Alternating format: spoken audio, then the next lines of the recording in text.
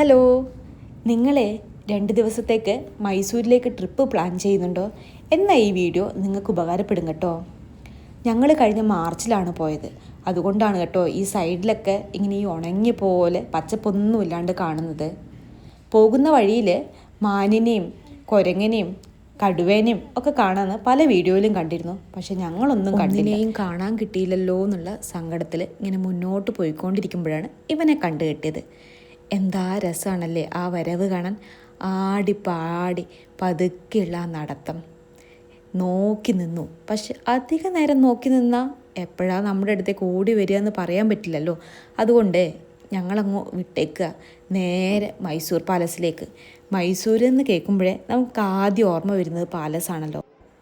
കൊട്ടാരങ്ങളുടെ നഗരമെന്നാണല്ലോ മൈസൂർ അറിയപ്പെടുന്നത് തന്നെ.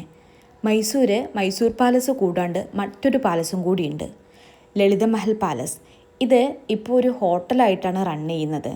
ഞങ്ങളുടെ ഇന്നത്തെ താമസം ഇവിടെയാണ്. അല്ലേലും കൊട്ടാരത്തിൽ ഒരു ദിവസം താമസിക്കാൻ ആരാണ് ഇഷ്ടപ്പെടാത്തതല്ലേ.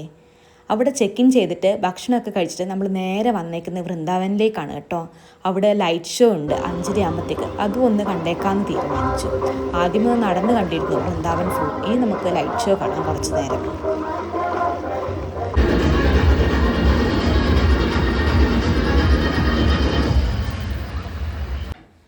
സെക്കൻഡ് ഡേ ഹോട്ടലിൽ നിന്ന് ചെക്ക് ഔട്ട് ചെയ്തിട്ട് നമ്മൾ നേരെ വന്നേക്കുന്നത് മൈസൂർ സൂവിലേക്കാണ് കേട്ടോ. അത്യാവശ്യം കുറേയേറെ നേരം നടന്ന് കാണാനുള്ളൊരു സ്ഥലമാണ്.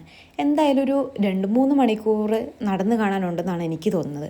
അത്ര സമയം നടക്കാൻ വയ്യാത്തത് കൊണ്ടും അതൊരു മടിയായതുകൊണ്ടും അവിടെ ബഗ്ഗി സർവീസ് ഉണ്ടായിരുന്നേ, അതാണ് ഞങ്ങൾ എടുത്തിട്ടുണ്ടായിരുന്നത്. പിന്നെ ഇനി വരുന്ന ഓരോ ഷോർട്സ് വീഡിയോയിലും ഓരോന്നും വിശദമായി പറഞ്ഞുതരാം കേട്ടോ. ഓരോ സ്ഥലത്തിൻ്റെ കാര്യവും, പ്രത്യേകിച്ച് ലളിതമഹൽ പാലസിൽ എങ്ങനെയാണ് ബുക്ക് ചെയ്യുക, എത്രയാണ് റേറ്റ് വരുന്നത്, ഓരോ റൂമിനും എത്രയാണ് സ്റ്റാർട്ടിങ് റേറ്റ് വരുന്നത്, ഏത് നേരത്ത് ബുക്ക് ചെയ്താലും റേറ്റ് കുറവുണ്ടാവുക, അതുപോലെ തന്നെ എങ്ങനെയാണ് ബുക്ക് ചെയ്യുക എന്നുള്ള എല്ലാ കാര്യം വിശദമായി പറഞ്ഞുതരാം കേട്ടോ. അപ്പോൾ ചാനൽ സബ്സ്ക്രൈബ് ചെയ്യാനും ഷെയർ ചെയ്യാനും ലൈക്ക് അടിക്കാനും മറക്കല്ലേ.